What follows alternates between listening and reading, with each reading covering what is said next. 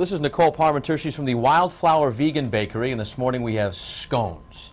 I love scones. Why are yours extra special? Well, ours are vegan. Okay. We just opened a bakery in December, and we're trying to appeal to vegans and vegetarians, but we're getting a lot of people as well. Where's the bakery? Pawtucket.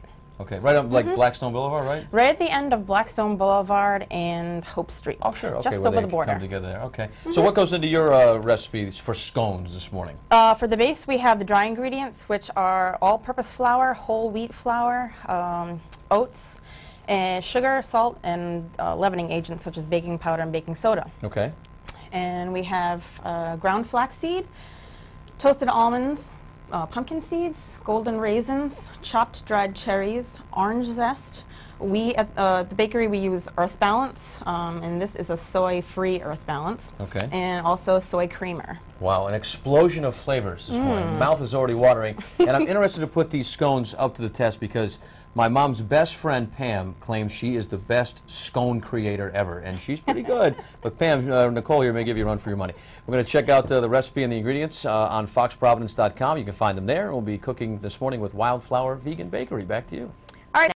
All right, Courtney, we're actually getting the batter going for our scones, and I have to tell viewers at home, I wish it was like scratch and sniff television sometimes, because it smells amazing in here, all these fragrant ingredients that we're putting into these. What have you added so far to these, Nicole? So far, it's just the flour base Okay. with the oats, and I've added the Earth Balance, which I've cut in with a pastry cutter, which is an awesome tool because it lets you just pretty much distribute the butter pretty evenly in Yeah, it size. works great. And for scones, you want the small chunks of butter, which is going to add to the flakiness. So now that I've done that, Okay, what's next? it's time to add the zest. That? Okay. Yep, All right. and the dried fruits, Okay, so these are dried cherries, the whole thing? Okay. And some... golden raisins, Okay, there we go.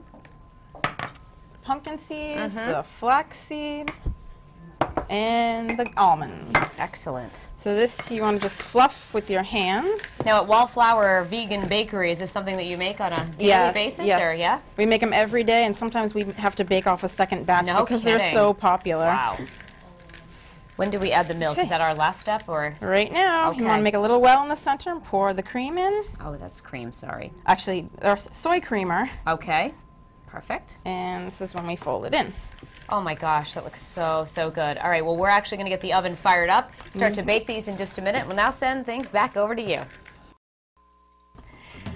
Welcome back in the Roadshow Kitchen this morning. We're so excited to have the Wildflour Vegan Bakery. We're making these fabulous granola scones. I cannot wait to try it. Just want to make a quick mention. All week long, we've been having restaurants who are participating with Swipely.com, where consumers can earn benefits just by getting the things they love and things they want to eat at these restaurants all across Rhode Island. So, you guys are a bakery, you're making these granola scones, and we've already made the dough. Now we've got this big lump here.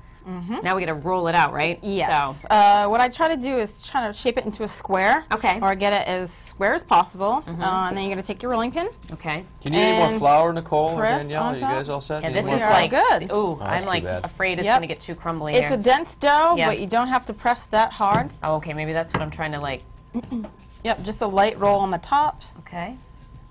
Mine looks more like a rectangle. Patrick, don't sigh at me. She has a tendency to be very aggressive in the Okay, kitchen. stop. Okay.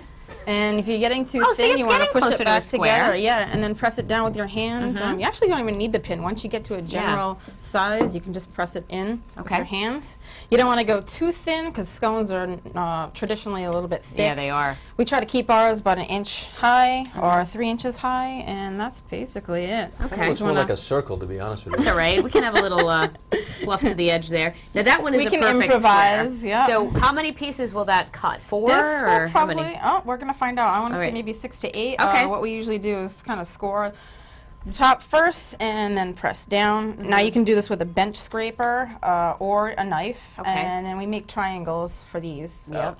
Cut into a triangle. Well, that's hard work getting through that. That's thick. Yeah, it's a very Filled good with a stuff. lot of good stuff. What else? Tell us again what's in these scones. Oh, there's like so many different pumpkin ingredients. seeds, Yeah. almonds, dried fruits such as cranberries. Cherries. Cherries and raisins. Now, do you take the leftover and make another triangle at the end, or We try to, yeah. Okay, We try not to great. roll too much. because then it gets really, really Now, you dense. talk about a nice, hearty, healthy breakfast. I mean, this is going to fill you up for a while in the morning, I would think. Yes. Wow. There's a lot going on in there. There is. And so after these are put on the tray, how long do we cook them for and at what temp in the oven? At the bakery, we have a large gas deck oven, so it takes about 24 minutes. We do it on 400 to 425. Yeah. In a conventional oven, it might take a little bit longer. All right. So yeah, we got, what, at least 5? No, we did get 6 out of there. All right, I'm going to take my gloves off. One of the other things that you guys are famous for at your bakery is some of these, like, what the all-natural juices that you have, right? Yes. What are they? Look at this green one right here. What is this? As I spill, of course I'm going to spill. What? That's the Mr. Green jeans. That's pressed all different greens. Okay. I believe cucumber, Spinach, celery, and kale. All right, so this is truly like a veggie juice here. All right, let me see.